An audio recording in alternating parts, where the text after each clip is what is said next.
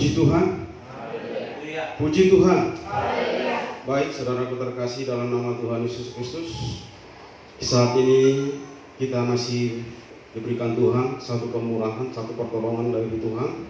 Pertemuan kita hari ini adalah dari Dia. Sebabnya Bapak Ibu saudara terkasih yang di gereja maupun yang ada di rumah, di tempat tinggal masing-masing, kita akan terus melaksanakan ibadah lewat live streaming ini. Kiranya tangan Tuhan yang memberkati Bapak Ibu yang ada di rumah, anak-anak Tuhan juga yang ada di gereja. Satu pujian kita awali dari ibadah ini. Kini saatnya berdiri di altar-Mu. Haleluya, haleluya. Kita ada di tempat ini bukan karena kuat gagah kita, tetapi pertolongan Tuhan yang harus dan yang akan terus mengiringi setiap langkah hidup kita. Lewat pujian ini mengingatkan itu semua. Haleluya. Katakan kepada Tuhan, kini saatnya berdiri di altar, sebab Allah Maha Kudus hadir di sini.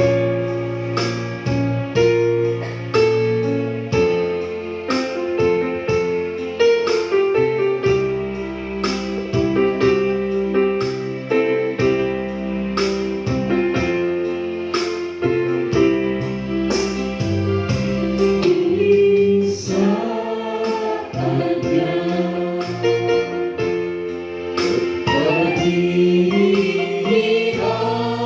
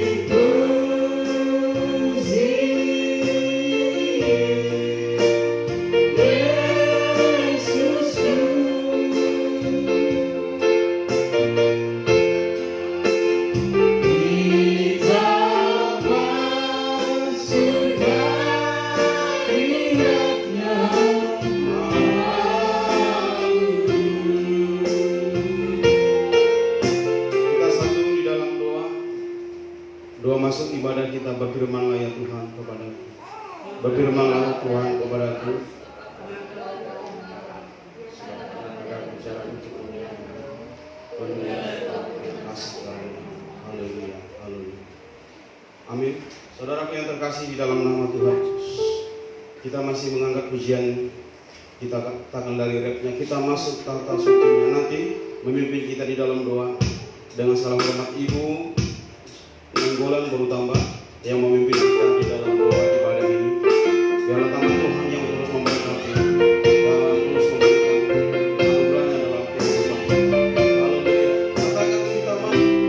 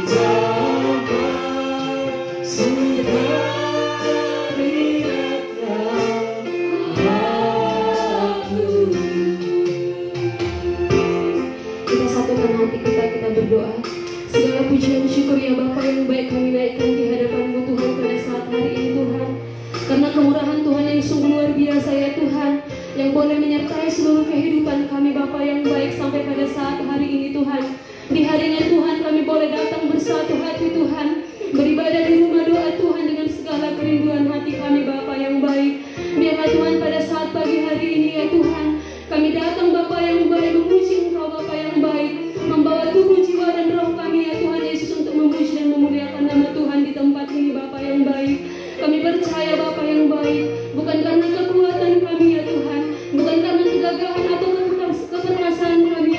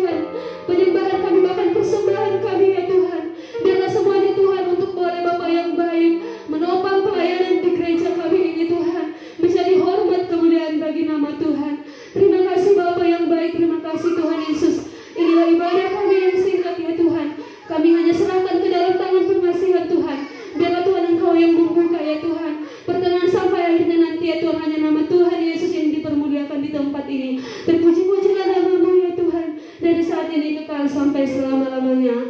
Haleluya. Amin. Puji Tuhan. Haleluya. Bapak Ibu saudara terkasih dalam nama Tuhan, khususnya Bapak Ibu yang ada di rumah jemaat Tuhan, kami ingatkan supaya tetap mengikuti alur ibadah kita. Kalau kita nanti masuk dalam doa, tetap berdoa, jangan langsung nonton terus, ya. Jangan juga seperti menonton YouTube, ya.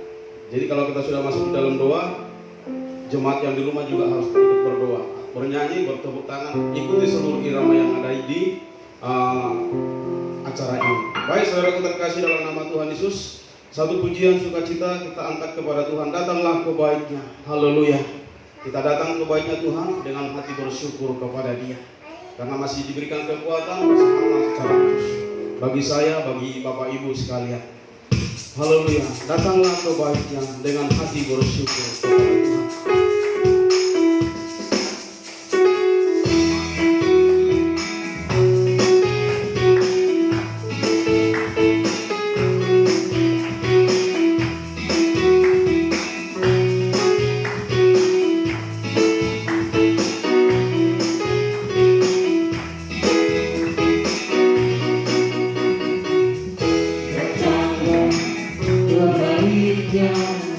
Dengan hati bersyukur adalah pengacaranya,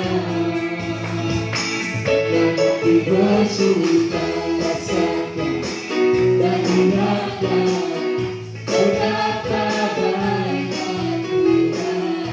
Haleluya, bersyukur padanya.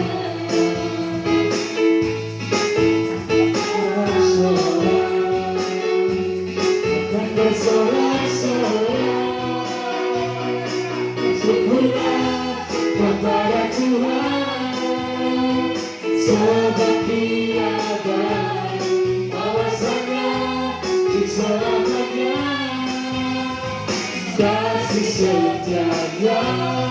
Bersyukurlah kepada Tuhan, sebab Dia baik, awasannya di selamanya.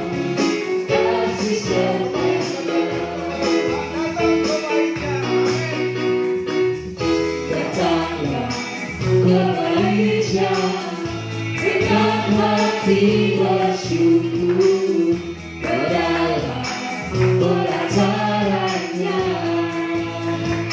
dengan hati bersuka rasakan dan ingatlah betapa baiknya Tuhan. Haleluya, bersyukur padanya.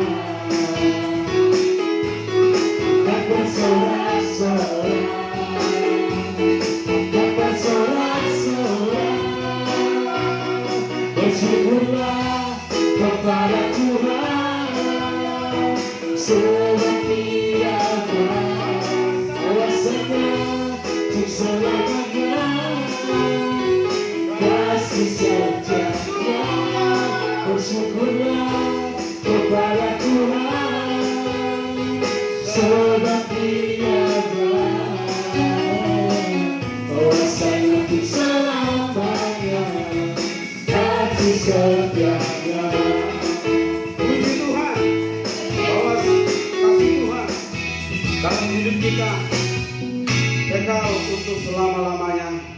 Itu yang disampaikan oleh pujian ini. Sebabnya saudaraku terkasih, kita tetap bersyukur dan terus mengandalkan Tuhan dalam kehidupan kita ini. Apapun yang terjadi, kita pasti akan menang menghadapi setiap cobaan ini. Sebab itu satu pujian sukacita kembali kita angkat pujian kepada Tuhan sebelum kita boleh mendengar firman Tuhan. Lebih dari pemenang. Haleluya. Katakan bahwa dalam segala perkara itu telah dijalankan. Tuhan yang pemenang. Haleluya. Haleluya.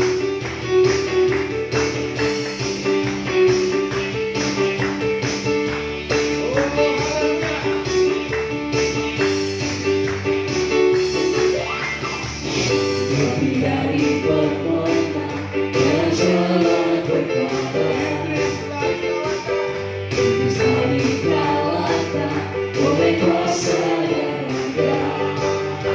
Jika Allah dunia kita, siapa dapat melawan? Kita lebih dari pemenang, lebih dari pemenang dan segala perkara. Bisa dikalahkan oleh kuasa darahnya. Jika Allah dunia kita, siapa dapat melawan? Kita lebih dari pemenang. Haleluya. Diberikanlah baginya Yesus saja segala raja. Haleluya. Bangkitlah gerejanya, kita lebih dari pemenang, lebih dari pemenang dalam segala perkara. Bisa dikalahkan oleh kuasa darahnya.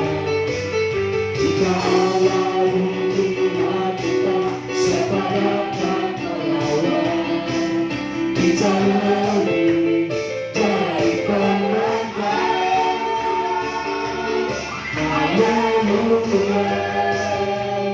Diberikanlah baginya Yesus saja segala raja. Haleluya. Bangkitlah gerejanya, kita lebih dari pemenang. Haleluya.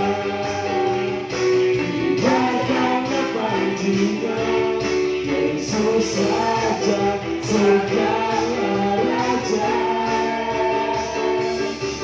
Haleluya. Bangkitlah gerejanya, kita lebih dari pemenang. Saya lebih dari pemenang. Kita lebih dari pemenang.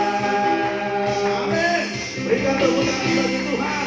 Kita lebih dari pemenang, sebab Yesus yang memiliki kemenangan. Haleluya. Baik Bapak Ibu Saudaraku terkasih, kita persiapkan hati kita untuk mendengarkan kebenaran firman Tuhan, memperlengkapi ibadah ini. Sebabnya saudaraku terkasih, ujian ini tidak akan lengkap kalau tidak ada kebenaran firman Tuhan. Sebabnya firman Tuhan nanti yang akan dilayani oleh hambanya, Bapak Pendeta kita M. Simbolon, yang akan memimpin kita dalam kebenaran firman Tuhan dan juga doa berkat bagi Tuhan. Bagi Tuhan tak ada yang mustahil. Katakan pujian ini kepada Tuhan. Ku yakin saat kau berfirman, ku menang saat kau bertindak. Yakinlah saudara terkasih, Bapak Ibu yang dikasih oleh Tuhan. Tuhan telah bertindak bagi hidup kita sampai hari ini. Tuhan telah melindungi kita sampai hari ini. Dia ada di tempat, ada di rumah Bapak Ibu sekalian. Kita beriman ada di tempat di mana kita ada saat ini. Haleluya. Haleluya.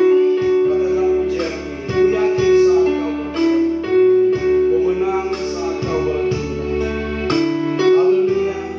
Haleluya.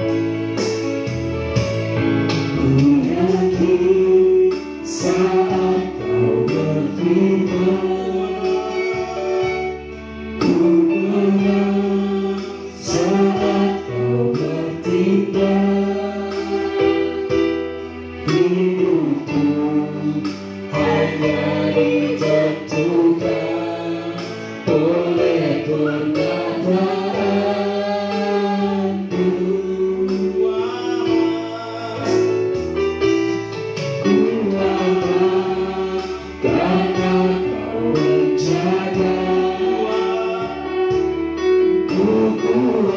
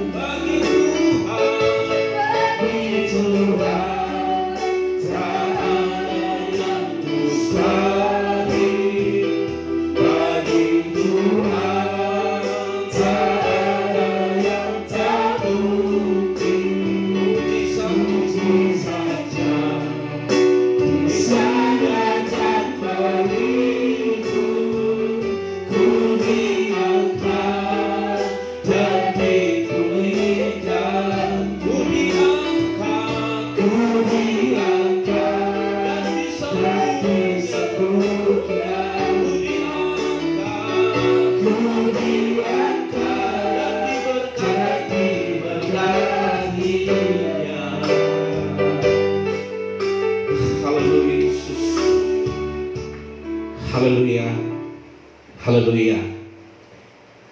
Puji Tuhan. Puji Tuhan. Bapak Ibu Saudara yang saya kasih dalam Tuhan, kita langsung belajar dari kebenaran firman Tuhan. Saya akan memberikan tema untuk kita pada hari ini. Tuhan akan membangkitkan seorang nabi dari antara saudaramu, sama seperti aku, itu Musa, dialah yang harus kamu dengar. Saudara yang kasih, ayat firman Tuhan ini sering menjadi perdebatan teologis. Tapi sebagai orang percaya, orang Kristen harus memahami Alkitab, mengerti firman Tuhan ini dengan benar. Saya mengajak kita langsung melihat dari Ulangan pasal yang ke-18 ayat 15 sampai ayat yang ke-19. Demikian firman Tuhan. Bapak Ibu Saudara yang ada di rumah bisa baca kitab, bahkan mengikuti khotbah hari ini. Saya bacakan untuk kita. Seorang nabi dari tengah-tengahmu, dari antara saudara-saudaramu, sama seperti aku, akan dibangkitkan bagimu oleh Tuhan Allahmu. Dialah yang harus kamu dengar. Tepat seperti kamu meminta dahulu kepada Tuhan Allahmu di gunung Horeb, pada hari perkumpulan dengan berkata, tidak mau aku mendengar lagi suara Tuhan Allahku, dan api yang besar itu tidak mau aku melihatnya lagi, supaya jangan aku mati. Lalu berkatalah Tuhan kepadaku, apa yang dikatakan mereka itu baik. Seorang nabi akan kubangkitkan bagi mereka dari antara mereka, seperti engkau ini. Aku akan menaruh firmanku dalam mulutnya, dan akan mengatakan kepada mereka segala yang kuperintahkan kepadanya.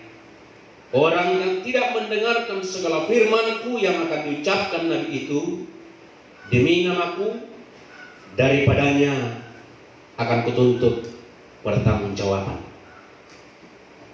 Bapak Ibu Saudara yang saya kasih dalam Tuhan, kita perlu mengkaji beberapa ungkapan dari Ulangan pasal 18 ini. Ayat yang ke-15 sampai 19 ini merujuk kepada Yesus. Dan mengatakan, oh itu merujuk kepada nabi yang lain. Kita harus mengerti firman Tuhan dengan benar. Siapakah sebenarnya yang dimaksud? Nabi yang akan dibangkitkan Tuhan dari tengah-tengahmu.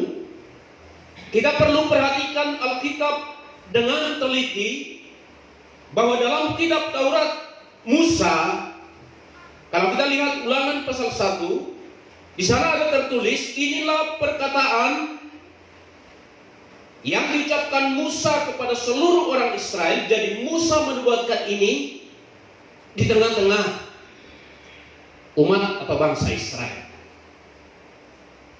Maka kata saudara-saudaramu, supaya tidak menimbulkan kebingungan di kemudian hari, Musa memberikan identifikasi tentang golongan ini. Misalnya dalam Ulangan 18 ayat 2, di sana Musa berkata, berbicara tentang suku Lewi yang tidak diberikan milik pusaka di tengah-tengah saudaranya.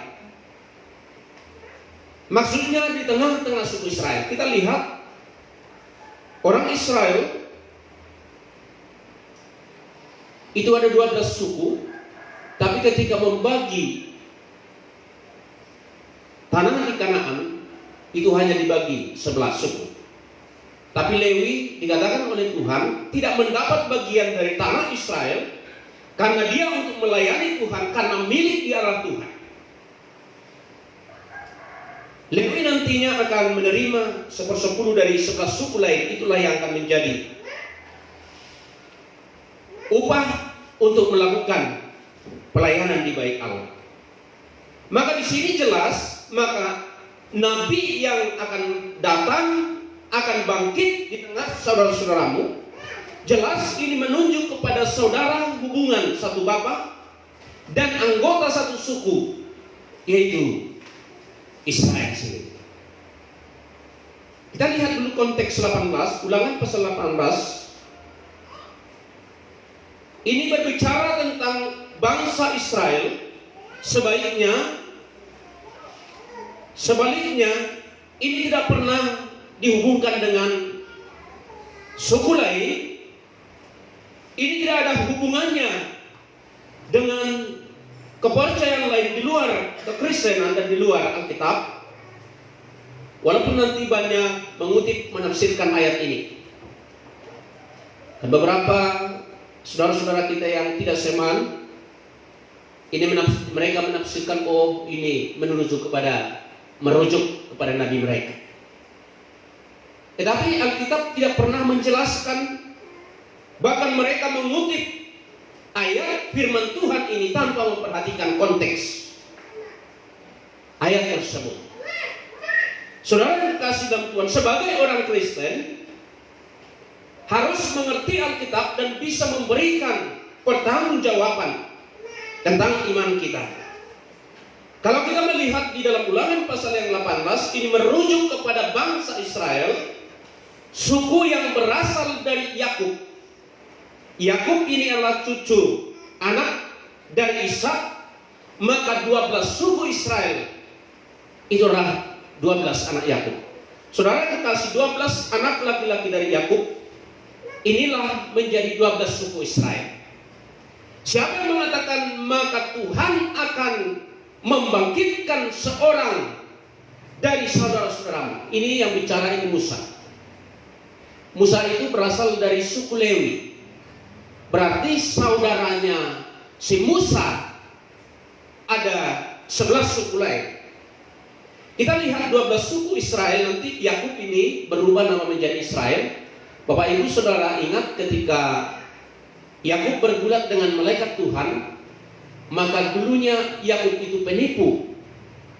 Tetapi ketika dia bergulat dengan malaikat Tuhan dan dia berkata, kalau engkau tidak memberkati aku tidak melepaskan engkau.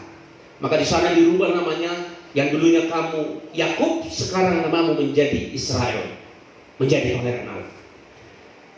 Nama Yakub ini menjadi nama bangsa, dan 12 anak laki-laki Yakub inilah menjadi 12 suku Israel sampai hari ini. Maka siapakah saudara Lewi di situ? Kita lihat ada 12 anaknya. Yang pertama, ada satu yang bernama Ruben, yang kedua Simeon, yang ketiga Lewi, yang keempat Yehuda, yang kelima Dan, 6 Naftali, 7 Gad, 8 Asyer, 9 Isakar, 10 Zebulon, 11 Yusuf, dan 12 itu Benyamin. Maka ketika Musa berkata akan bangkit seorang nabi dari saudaramu, itu bicara dari antara saudaranya yang ke-12 ini. Siapa yang dinubuatkan oleh Tuhan akan bangkit, yaitu Sang Mesias penyelamat. Dikatakan oleh firman Tuhan juga dari raja itu lahir dari suku Yehuda. Maka Yesus itu lahir dari suku Yehuda, dari keturunan Daud. Maka kalau kita lihat nanti seluruh perjanjian baru, Yesus itu anak Daud, Yesus itu anak Abraham. Itu menunjukkan garis pemilihan Tuhan dari Abraham, Ishak dan Yakub. Bahkan lebih jauh nanti secara global, Yesus itu keturunan Abraham, keturunan Adam. Itu melihat Adam manusia pertama, dan nanti Adam kedua, yaitu Yesus yang akan menyelamatkan manusia berdosa. Saudara yang dikasih, secara jasmania Sang Mesias berasal dari saudara Israel, yaitu dari keturunan Daud, suku Yehuda. Dari saudara Israel, dari nubuat ini menunjuk kepada Yesus Kristus. Sedangkan Musa dari suku Lewi, yang menjadi suku imam di dalam Alkitab. Saudara yang kasih dalam Tuhan, kalau ada orang mengklaim bahwa ini menuju kepada nabinya, pada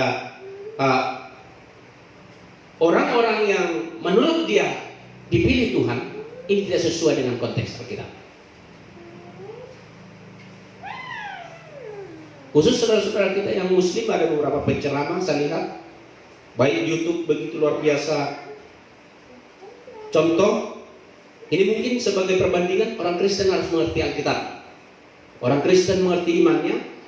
Zakir Naik, Ustaz Somad, Yahya Waloni sering mengutip ayat ini merujuk kepada Nabi mereka. Tapi kalau kita belajar Alkitab secara keseluruhan, nubuat ini bukan ditujukan kepada suku lain, bukan ditujukan kepada orang lain, sebab di dalam Alkitab bagi orang Israel itu dijelaskan dalam Ulangan 17:15 menekankan hal yang sama. Dari tengah-tengah saudaramu engkau harus mengangkat seorang raja, dan seorang asing tidak boleh kau angkat di atasmu. Artinya orang Israel itu tidak boleh mengangkat dari bangsa lain, suku lain, bahkan orang lain menjadi pemimpin bagi mereka. Ini satu perintah Tuhan kepada Musa dan kepada Israel. Saudara yang dikasih, sedangkan Mesias yang dijanjikan Tuhan itu turun dari suku Israel, yaitu dari suku Yehuda. Bahkan di dalam perjanjian baru dengan jelas dikatakan oleh Rasul Petrus dalam khotbahnya dalam Kisah pasal 3, dia mengutip nubuatan Musa dalam Ulangan 18 ayat 18 sampai 19, Tuhan akan membangkitkan bagimu seorang nabi dari antara saudara-saudaramu sama seperti aku. Ini menjadi nubuat kepada Yesus Kristus. Coba kita lihat Kisah Para Rasul 3 ayat 22 sampai 23. Bapak Ibu Saudara, saya akan bacakan untuk kita. Demikian firman Tuhan, bukankah telah dikatakan Musa, Tuhan Allah akan membangkitkan bagimu seorang nabi dari antara saudara-saudaramu sama seperti aku. Dengarkanlah dia dalam segala sesuatu yang akan dikatakannya kepadamu, dan akan terjadi bahwa semua orang yang tidak mendengarkan nabi itu akan dibasmi dari umat kita. Saudara, ini dikatakan oleh Rasul Petrus ketika hari Pentakosta dia berkhotbah. Di sana dijelaskan bahwa nabi yang dinubuatkan, apa yang disampaikan dalam kitab Ulangan oleh Musa Nabi Allah, itu menuju penggenapannya kepada Yesus Sang Mesias. Bahkan dikatakan oleh Tuhan, barang siapa tidak mau percaya dan tidak mendengarkan apa yang akan dimasuki oleh Tuhan. Kita tahu Yesus sebagai Mesias. Minggu lalu saya khotbah tentang Mesias, bahwa Mesias itu ada 3 jabatan. Dia seorang nabi, dia juga seorang raja, dan juga seorang imam. Walaupun Yesus bukan hanya sekedar nabi, tapi Alkitab katakan Yesus juga Allah, Yesus Tuhan.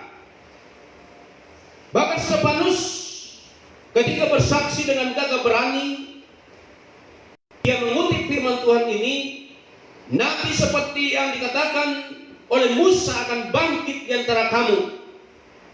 Dialah yang akan menyelamatkan kamu. Dia berbicara mengenai penggenapan di dalam Yesus Kristus. Yesus yang mati di salib, Yesus yang bangkit, dan Yesus yang naik ke surga dan duduk di sebelah kanan Allah Bapa di surga. Maka di sana Stefanus harus dihukum rajam dan dilempari dengan batu.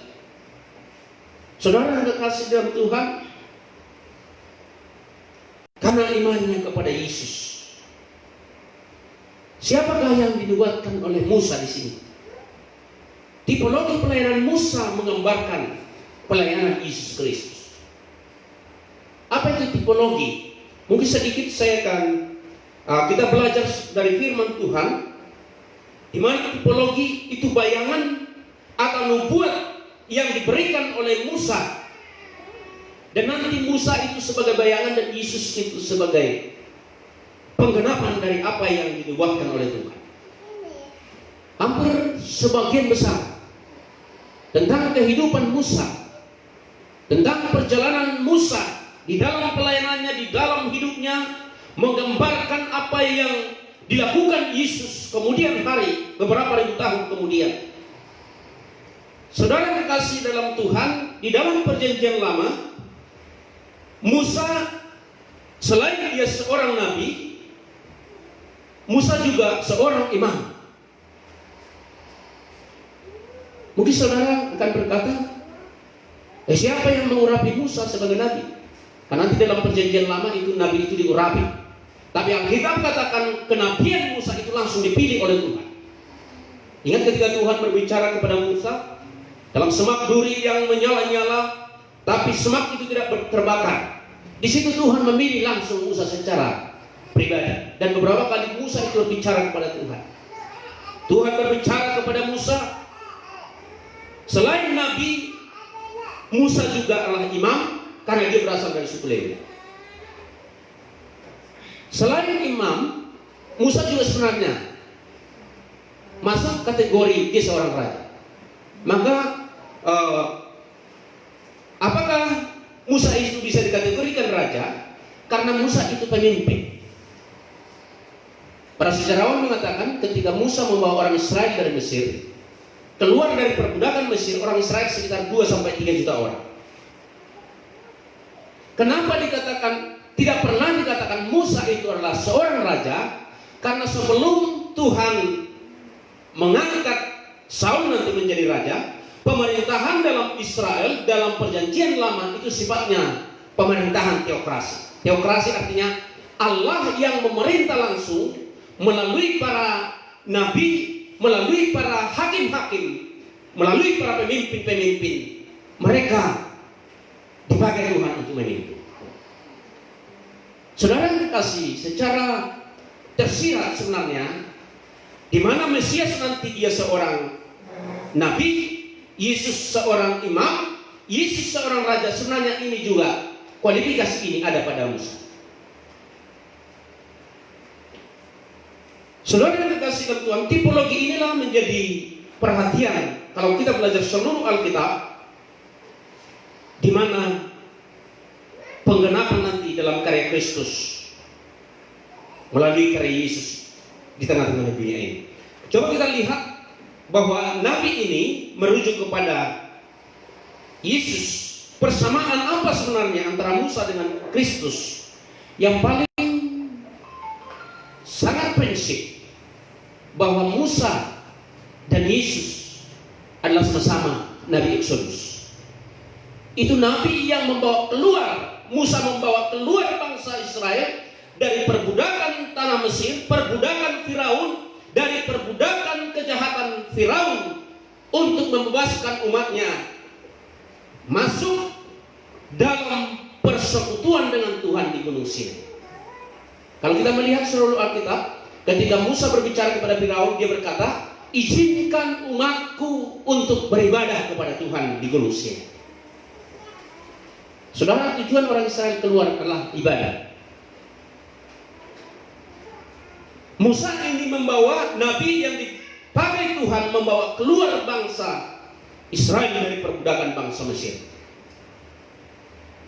Musa membawa keluar bangsa itu masih bersifat nasional.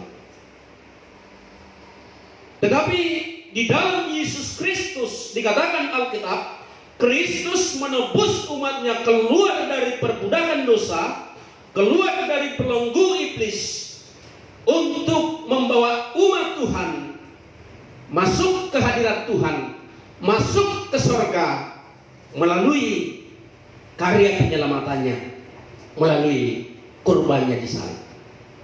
Ini bersifat global seluruh dunia. Saudara bisa lihat, maka ketika Yesus mau diangkat menjadi Mesias Israel, dia tidak mau. Dia berkata, kemesiasanku bukan dari dunia ini. Saudara yang dikasih, iman Kristen harus tahu bahwa yang dinubuatkan oleh Musa itu merujuk kepada Yesus. Dan yang kedua, kesamaan apa antara Musa dengan Yesus Kristus? Musa dalam perjanjian lama merujuk kepada persembahan seekor anak domba. Itu dilakukan ketika Paskah pertama di tanah Mesir.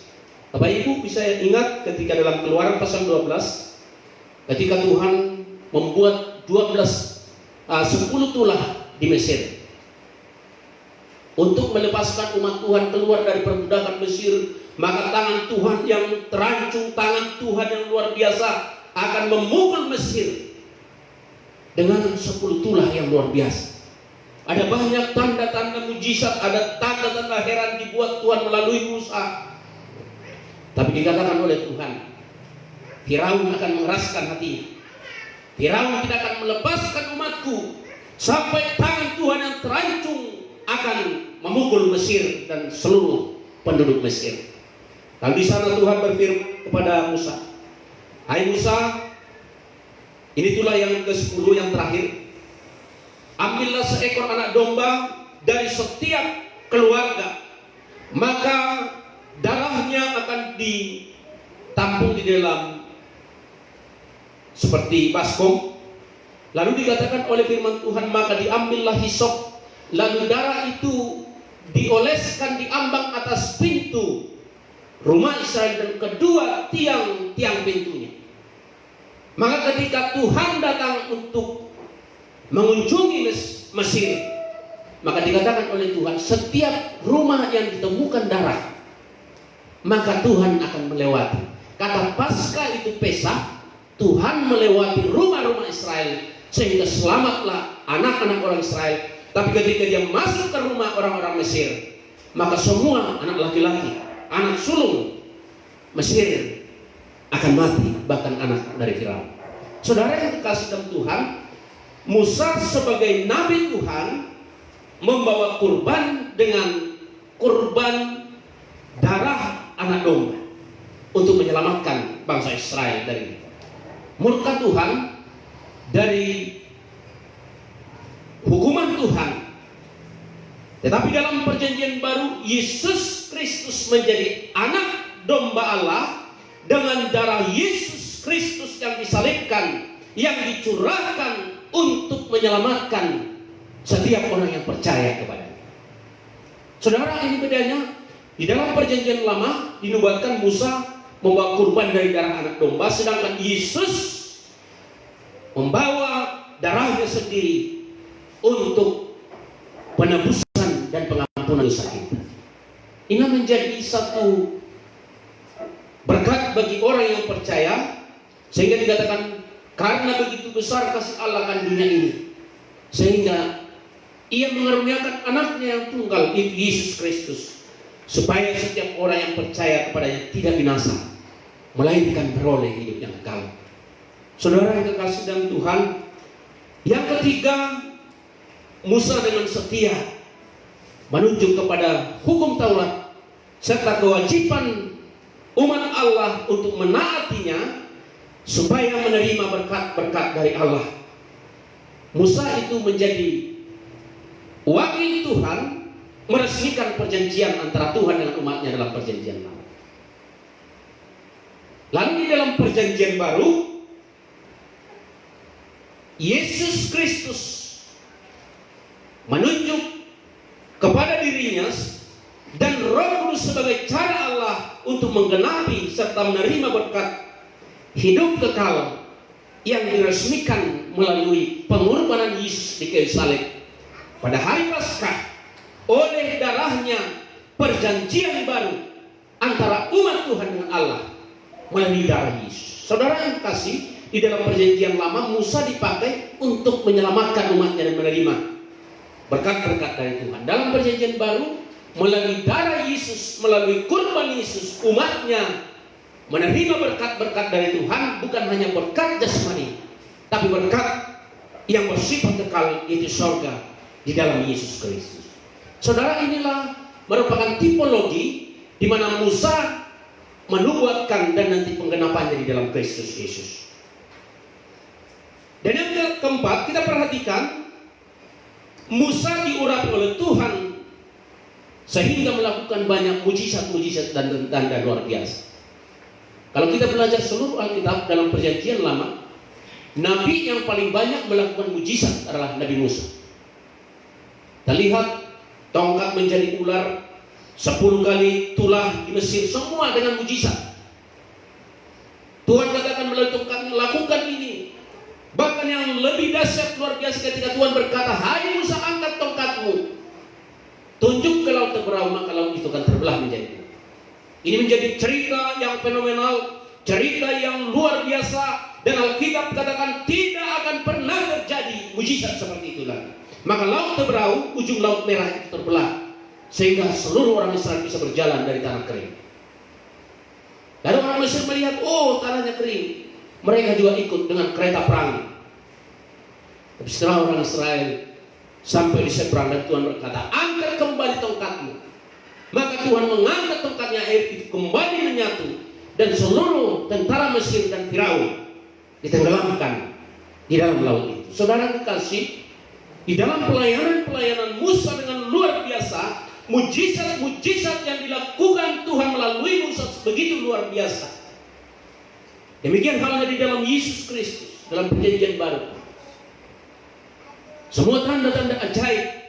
Orang sakit disembuhkan, yang lumpuh berjalan, yang buta melihat, yang mati dihidupkan, yang kusta dilahirkan, bahkan orang yang dibelenggu oleh kuasa sejahat dibebaskan Yesus.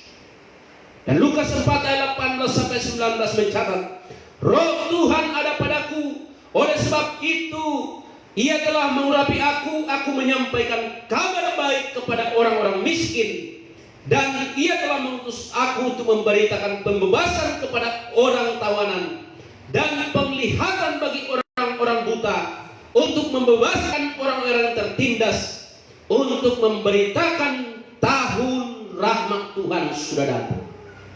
Saudara, nubuat ini telah digenapi di dalam pelayanan Yesus Kristus 2000 tahun yang lalu.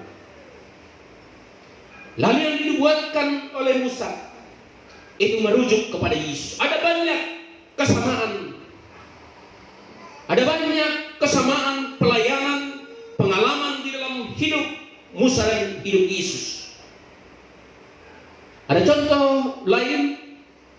Kita ingat saat Musa lahir, maka Firaun murka sehingga semua anak laki-laki Israel yang berumur 2 tahun ke bawah itu dibunuh oleh Firaun. Kenapa nama Musa itu sebenarnya diambil dari air? Kenapa diambil dari air? Untuk menyelamatkan Musa. Tuhan berkata supaya Musa itu dimasukkan dalam satu keranjang, lalu dimasukkan tempat permandian.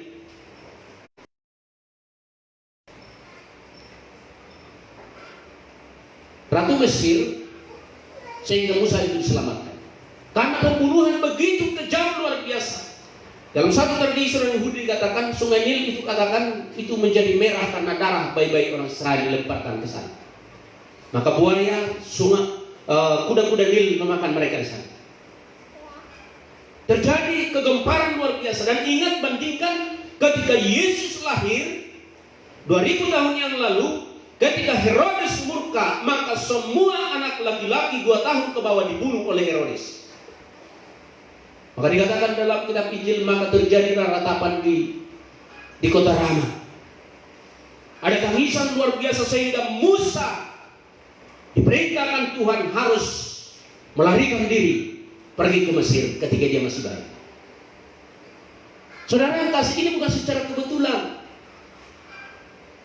Ada 2 peristiwa ini begitu luar biasa. Ini sebenarnya nubuatan Tuhan dan penggenapan dikatakan oleh Tuhan. Ini bukan sesuatu yang kebetulan. Bahkan kita lihat masa kanak-kanak Musa berada di luar,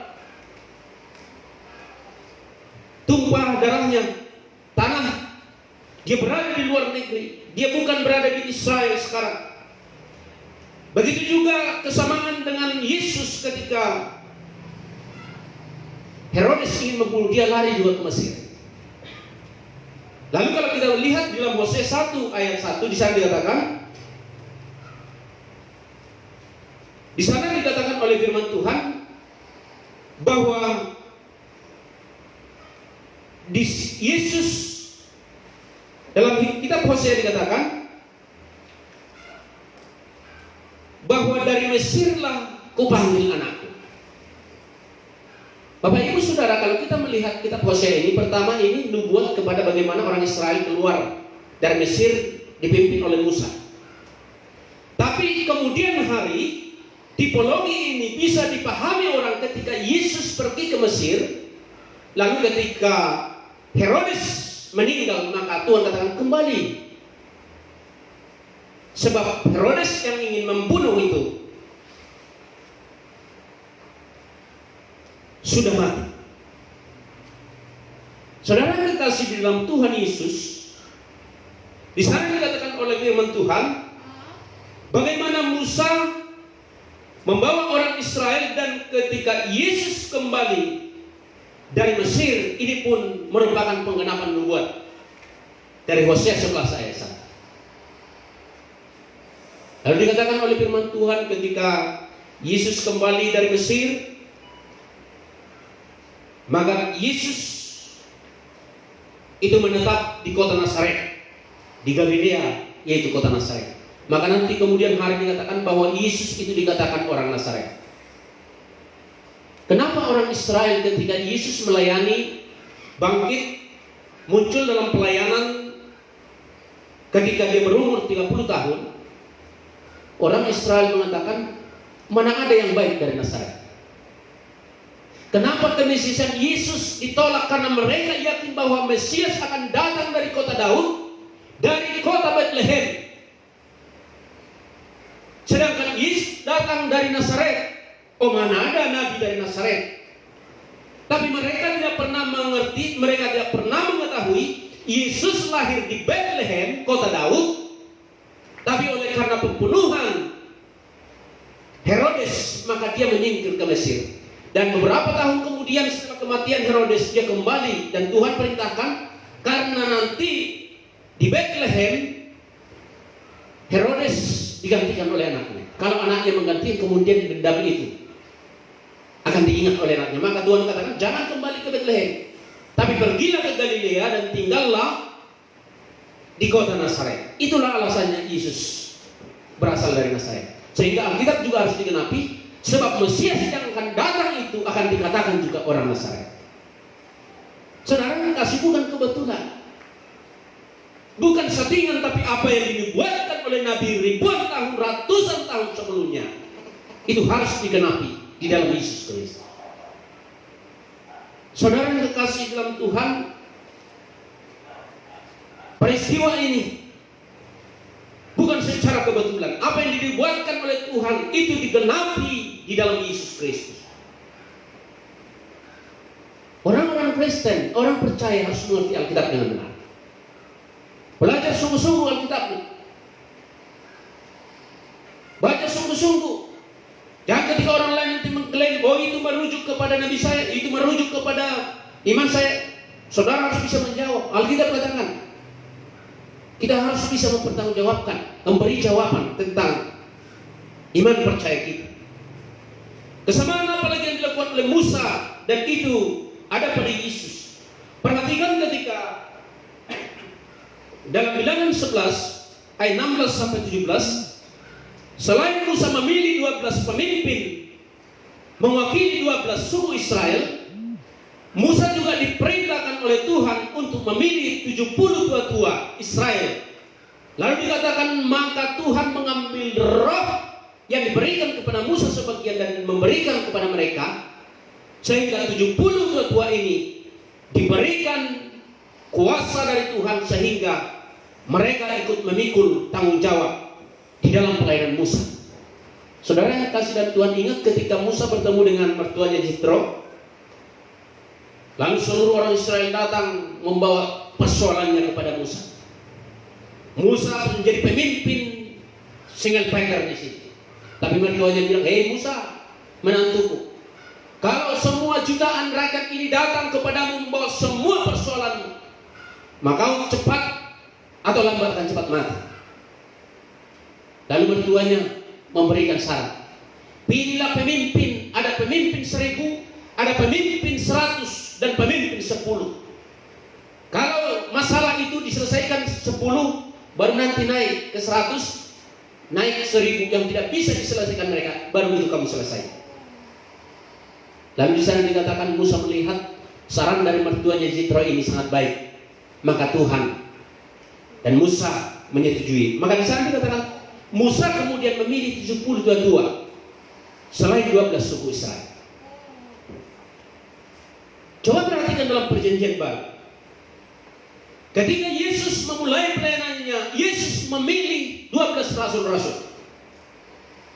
Apa kebetulan? Tidak. Dan perhatikan, setelah Yesus memilih 12 rasul-rasul, Yesus juga memilih 70 murid yang lain. Coba kita lihat dalam Lukas 10 ayat 1. Kemudian daripada itu Tuhan menunjuk 70 murid yang lain, lalu mengutus mereka berdua-dua mendahuluinya ke setiap kota dan tempat yang hendak dikunjunginya. Kemudian 70 tua-tua ini menjadi 70 tua-tua gereja kemudian di dalam zaman gereja mula-mula. Saudara, 70 tua-tua Israel, dan ini kemudian menjadi 70 anggota Sang Hebrew, ahli kitab dalam perjanjian lama. Saudara yang kekasih dalam Tuhan, apa yang dilakukan Tuhan melalui Musa, itu juga digenapi di dalam Yesus Kristus. Mungkin saudara berkata, kok bisa? Kalau kita lihat ada banyak tanda-tanda yang sama, perbuatan-perbuatan ajaib, sehingga nubuat yang diberikan Tuhan di dalam kitab Ulangan tadi itu merujuk kepada Yesus dan bukan kepada nabi yang lain atau orang lain. Perhatikan juga dalam kitab Wahyu nanti di akhir zaman, ketika nanti dalam kitab Wahyu, dalam Wahyu 12 ayat 12, di sana dikatakan, dan temboknya besar lagi tinggi dan pintunya gerbangnya 12 buah, dan di atas pintu gerbang itu ada 12 malaikat, dan di atasnya tertulis nama ke-12 suku Israel. Kota itu mempunyai tembok yang besar dan tinggi dengan 12 pintu gerbang. Saudara yang kasih, tembok sorga kota yang dianalogikan digambarkan di dalam kitab Wahyu, itu ada 12 pintu. Dan di sana ada 12 malaikat Tuhan. Di sana ada 12 nama suku bangsa Israel. Israel secara bangsa, karena nanti orang di dalam perjanjian baru, Israel secara bangsa itu 12 suku dari keturunan Yakub. Di dalam perjanjian baru, dalam iman kita kepada Yesus dikatakan, kalau kita percaya pada Yesus, kita adalah anak Abraham, anak Ishak dan anak Yakub. Maka kita yang percaya menjadi Israel rohani di dalam perjanjian baru. Sehingga janji yang dijanjikan Tuhan kepada Abraham, kepada Ishak, kepada Yakub dan kepada Israel juga menjadi janji bagi gereja di dalam perjanjian baru. Puji Tuhan. Ini bukan secara kebetulan. 12 suku Israel mewakili perjanjian lama, dan 12 Rasul Yesus mewakili jemaat perjanjian baru. Saya melihat di dalam kitab Wahyu pasal 2 dan sampai pasal 3, ketika bicara mengenai 7 jemaat di kitab Wahyu, di sana dikatakan malaikat jemaat kepada 7 jemaat kitab Wahyu. Jemaat Tuhan diwakili malaikat Tuhan. Saya melihat di sini, apakah 12 rasul itu mewakili gereja sepanjang zaman? Sebab di sana dikatakan selain ada 12 malaikat di situ, penggenapan Israel secara bangsa dan Israel rohani bersama-sama di sorga melalui kurban Yesus Kristus di kayu salib. Satu kali selama-lamanya dan sempurna. Kemarin saya khotbahkan ada kata Epaphras di sana, Ibrani 7:27, oleh darah Yesus kurban sempurna itu dikerjakan satu kali, oleh darahnya kita diperdamaikan dengan Allah. Kita diperdamaikan dengan sorga. Kita telah diperdamaikan dengan Tuhan, dan Yesus menjadi pembela bagi hidup kita. Yesus menjadi pengantara. Maka Tuhan katakan, Yesus menjadi jalan untuk kita masuk ke surga. Yesuslah yang dinubuatkan oleh Nabi Musa. Bahkan dikatakan, kalau engkau tidak mendengarkan Nabi itu, maka kamu akan dibinasakan. Dalam perjanjian lama dikatakan, maka daripadanya akan dituntut pertanggungjawab. Rasul Petrus berkata lebih tegas lagi, barang siapa tidak mendengarkan Nabi itu, maka dia akan dibasmi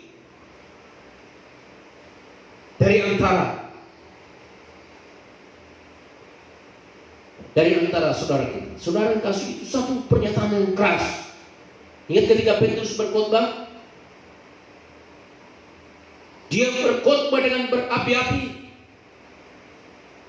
Apa yang dinubuatkan Nabi Yoel telah digenapi dalam Yesus, dan dikatakan oleh firman Tuhan bahwa tidak ada satu nama di bawah kolong langit ini yang di dalamnya manusia beroleh keselamatan, kecuali hanya di dalam Yesus. Maka ketika Petrus berkhotbah, dikatakan oleh firman Tuhan, maka 3.000 orang sekaligus bertobat. Bahkan ketika mereka diintimidasi oleh para imam-imam, kepala imam-imam orang Yahudi, lalu Petrus berkata, mana lebih penting kami takut kepada manusia atau takut kepada Allah? Semakin mereka ditekan, semakin Petrus dan rasul-rasul ditakut-takuti, diancam, tapi mereka dengan berani beritakan Injil, beritakan firman Tuhan, bahwa apa yang dinubuatkan para nabi, apa yang dituliskan di dalam hukum Taurat, dalam kitab Mazmur, itu telah digenapi semuanya di dalam Yesus Kristus. Yesuslah kegenapan hukum Taurat, Yesuslah kegenapan seluruh kitab para nabi. Di dalam Yesuslah kesempurnaan apa yang dinubuatkan seluruh kitab suci. Yesus itu penggenapan semua janji-janji di dalam perjanjian lama. Saudara yang kasih dalam Tuhan, sebagai orang Kristen, Yesus bukan hanya nabi, tapi Yesus Tuhan, Yesus juga Allah yang telah menjadi manusia. Kenapa Yesus Allah Tuhan harus menjadi manusia? Karena manusia berdosa. Maka untuk menebus manusia berdosa dibutuhkan manusia, tapi bukan manusia biasa, tapi Allah yang menjadi manusia. Karena dengan keallahannya dia sanggup menebus manusia berdosa dengan sempurna. Kalau dengan manusia, kalau hanya nabi tidak bisa menebus manusia. Kalau baca seluruh Alkitab, nabi hanya penyambung lidah Allah. Nabi hanya menyampaikan pesan Tuhan, demikian firman Tuhan, demikian firman Allah. Tapi Yesus berkata, aku berkata kepadamu, dosamu diampuni, penyakitmu disembuhkan, engkau dibebaskan, dan setiap orang yang percaya kepadanya akan diselamatkan. Ada satu pengakuan pengakuan iman orang Kristen atau syahadat Kristen. Ini harus penting dipahami orang Kristen.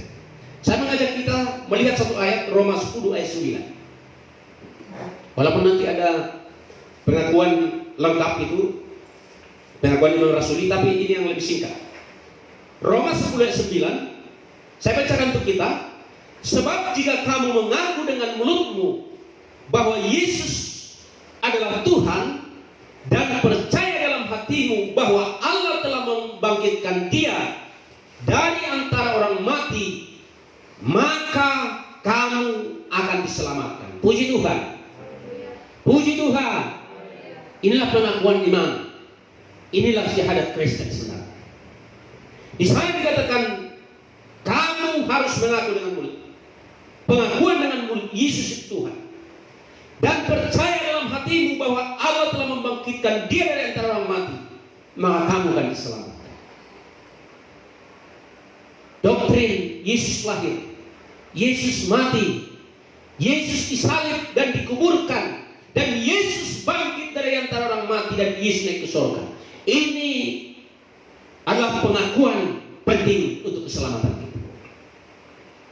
Saudara yang kasih dan Tuhan, apa yang dinubuatkan oleh Nabi Musa, seorang nabi dari tengah-tengahmu, dari antara saudaramu, sama seperti aku akan dibangkitkan bagimu oleh Tuhan Allahmu. Dialah yang harus kamu dengar, tidak perlu yang lain kamu dengar. Dapat seperti yang kamu minta dahulu kepada Tuhan di gunung Horeb ini pada hari perkumpulan dengan berkata, tidak mau lagi mendengarkan suara Tuhan Allahmu, Dan api besar itu tidak mau aku lihat lagi supaya jangan aku mati. Lalu berkatalah Tuhan kepadaku, apa yang dikatakan mereka itu baik. Sebab Nabi akan kubangkitkan bagi mereka di antara saudara mereka seperti engkau ini. Aku akan menaruh firman-Ku dalam mulutnya, dan ia akan mengatakan kepada mereka segala yang kuperintahkan kepadanya. Orang yang tidak mendengarkan segala firman-Ku yang diucapkan Nabi itu, demi nama-Ku daripadanya akan kutuntut pertanggungjawaban. Saudara yang kasih, firman Tuhan telah disampaikan hari ini. Tuhan menginginkan respon dari saudara, baik yang hadir hari ini maupun yang ada di rumah, dengan percaya, mengaku dengan mulut, percaya dalam hati Yesus. Itu Tuhan dan Allah yang telah mati untuk dosa kita, maka kita akan diampuni dan kita diselamatkan. Dan pujilah Tuhan, hari ini kekal sampai selama-lamanya. Haleluya. Kita semua datang berdoa kepada Tuhan. Kita akan memuji Tuhan. Secara khusus kita akan berdoa untuk kondisi bangsa dan negara kita, kota kita. Kita berdoa untuk dari Bapak Presiden, seluruh jajarannya, eksekutif, yudikatif, dari tingkat pusat, provinsi, kabupaten, kota, khusus untuk persoalan virus corona COVID-19 yang menjadi persoalan dunia saat ini. Kita doakan supaya Tuhan memulihkan, menolong kita. Kalau Tuhan menolong orang Israel perjanjian lama oleh darah Paskah, mereka diselamatkan dari murka Tuhan. Kita percaya dengan darah Yesus kita akan dilindungi, diselamatkan, dan kita akan diselamatkan jiwa kita. Kita akan satu pujian penyembahan. Ku kan berdiri di tengah badai. Mungkin badai persoalan ini begitu menakutkan kita. Badai masalah ini begitu mengguncangkan banyak orang. Tapi karena Yesus, kita akan tetap berdiri kokoh. Haleluya Yesus. Kita semua bantu berdiri berdoa. Haleluya Yesus. Kita berdoa untuk seluruh jemaat Tuhan. Orang-orang yang saat ini sakit di rumah sakit sudah dipulihkan. Para medis yang berjuang supaya diberi kekuatan oleh Tuhan. Haleluya Yesus. Haleluya Yesus.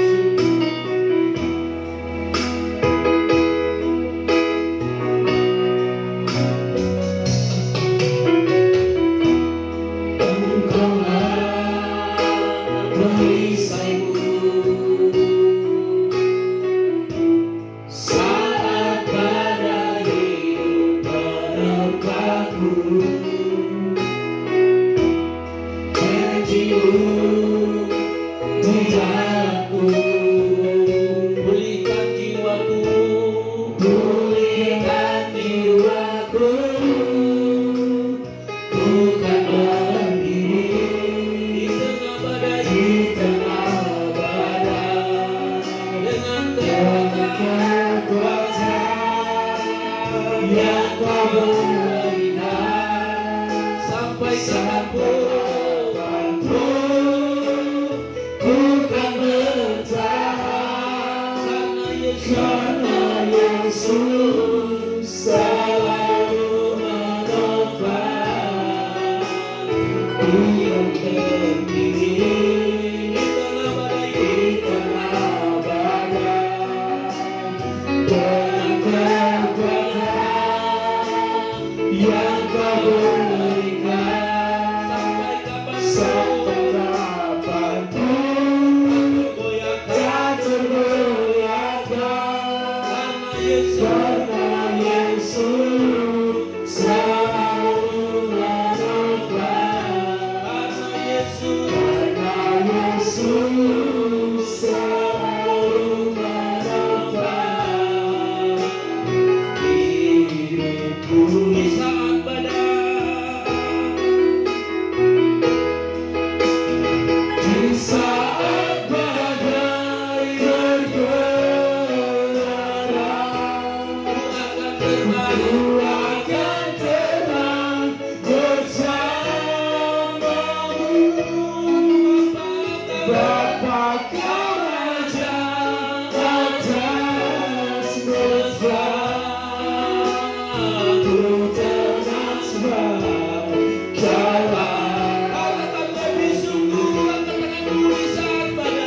saat badai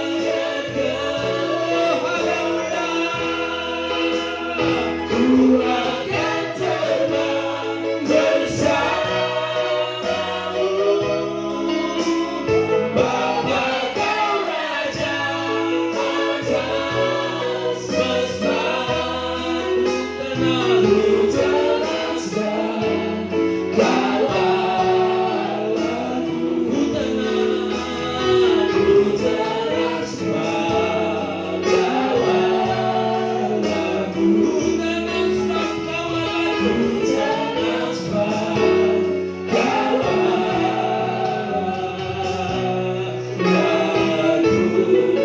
Oh haleluya, terima kasih Allah Bapa di dalam surga. Terima kasih Yesus Kristus Tuhan kami yang telah melawat umat-Mu, yang telah datang menghampiri hidup kami melalui karya pengorbanan-Mu, melalui karya salib. Engkau telah mati untuk kami, Engkau telah bangkit bagi kami, dan Engkau hidup selama-lamanya, dan Engkau pergi kembali ke surga dan akan kembali untuk menjemput kami yang percaya kepadamu.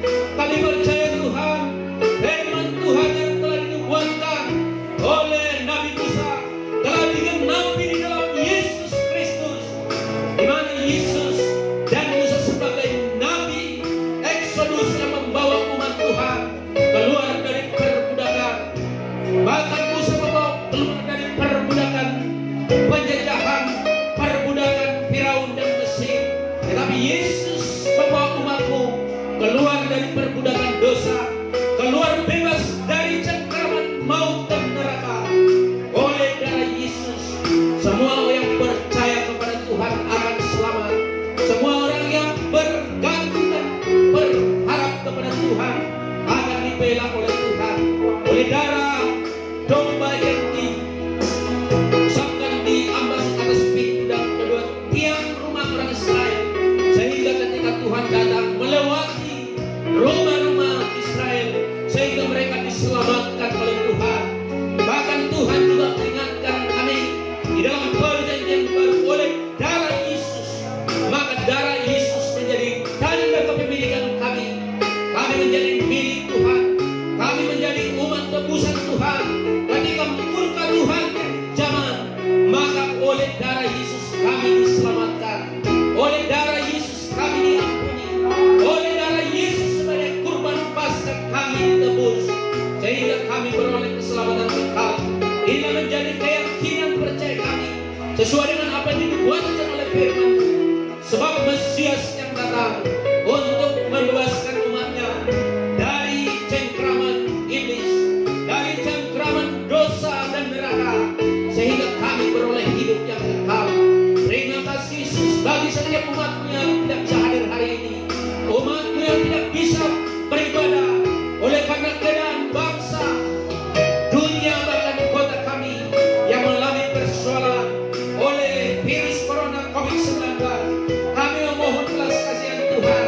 Kalau Tuhan melawat Israel, membebaskan mereka dari murka Tuhan, dari malaikat pencabut nyawa, kami percaya Tuhan, oleh darah-Mu Tuhanlah yang melindungi kami, melindungi orang-orang yang percaya kepada-Mu, sehingga oleh darah-Mu kami telah ditebus oleh Tuhan. Kami dibalut, dilindungi oleh Tuhan. Terima kasih Tuhan. Ampuni dosa-dosa kami, luruskan kami dengan darah-Mu. Seluruh umat-Mu Tuhan, dimanapun mereka hari ini, Tuhan Engkau melawat mereka. Yang sakit Tuhan sembuhkan, yang lemah Tuhan kuatkan, yang terbelenggu oleh berbagai ikatan-ikatan si jahat, oleh kuasa si iblis, rantai kegelapan, rantai dosa yang mengikat mereka. Tapi darah Yesus untuk menghancurkan belenggu-belenggu si jahat, itulah yang sanggup membela kami, itulah yang sanggup melepaskan kami. Sebab dengan kekuatan kami tidak dapat berbuat apa-apa. Kami berdoa Tuhan untuk persoalan penyakit virus corona COVID-19 yang menakutkan sebagian besar dunia, menakutkan sebagian besar manusia sampai hari ini. Kami mohon belas kasihan Tuhan. Kalau Tuhan membebaskan Tuhan kepada Mesir yang tidak percaya pada Tuhan. Kami percaya Tuhan, Tuhan akan membuat pembelahan bagi umat-Mu, pembelahan bagi orang yang percaya dan berharap kepada Tuhan. Sebelum kami nanti ke surga, kami percaya di dunia ini Tuhan Engkau pelihara kami. Sebagaimana Yesus berdoa kepada Bapa, ya Bapa, biarkan mereka tinggal di dunia ini, tetapi lindungilah mereka, jagalah mereka Bapa. Itulah yang Yesus katakan bagi kami, supaya penyertaan Tuhan, perlindungan Tuhan bersifat kekal dan abadi. Kami percaya Tuhan, ampuni dosa kami, ampuni dosa bangsa kami, ampuni pemimpin-pemimpin kami. Kami berdoa untuk Bapak Presiden kami Joko Widodo, Bapak Wakil Presiden Maruf Amin Tuhan, dan seluruh kabinet Indonesia Maju, seluruh eksekutif, legislatif, yudikatif, dari tingkat pusat, provinsi, kabupaten, kota, sampai jajaran terkecil. Tuhan berkati mereka untuk berjuang bekerja untuk mesejahterakan bangsa kami, untuk membuat kedamaian, keamanan, untuk pemulihan bangsa kami. Kami mohon belas kasihan Tuhan. Kiranya Tuhan memberkati para dokter, perawat, para medis Tuhan, seluruh yang mengambil bagian dalam penanganan virus corona ini Tuhan. Kiranya Tuhan membela mereka, lindungi mereka, kasihani kami, kasihani bangsa kami, kasihani kota kami, kota Batam Tuhan. Kami berdoa Tuhan untuk Bapak Wali Kota kami Tuhan, Bapak Rudi Tuhan, dan juga Pak Hapsakan. Kiranya Tuhan memberkati Tuhan, berinya hikmat kekuatan untuk diberikan kemampuan untuk mengatasi setiap persoalan ini. Karena persoalan ini Tuhan masuk kepada seluruh kehidupan kami Tuhan. Kiranya Tuhan membela kami. Gereja Tuhan berkati, umat-Mu dan hamba-Mu Tuhan berkati. Terpuji-pujilah Engkau Yesus. Diagungkanlah Tuhan hari ini, kekal sampai selamanya. Haleluya Yesus, haleluya Yesus, haleluya Yesus. Dimuliakan, ditinggikan. Haleluya Yesus, haleluya.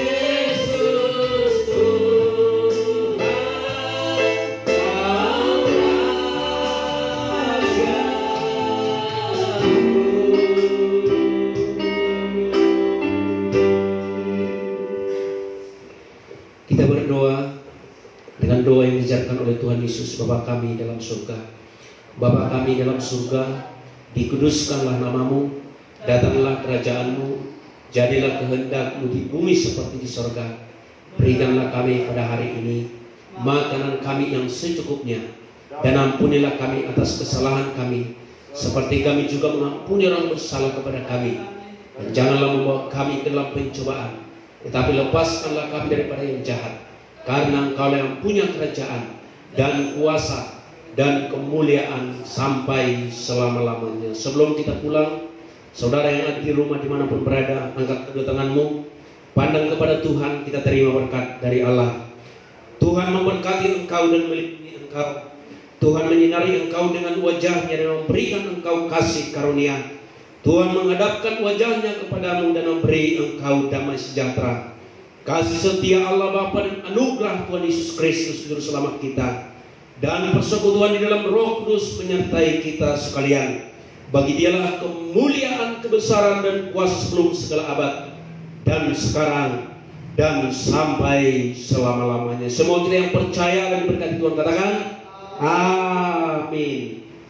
Kita akan satu pujian, kita bangkit berdiri.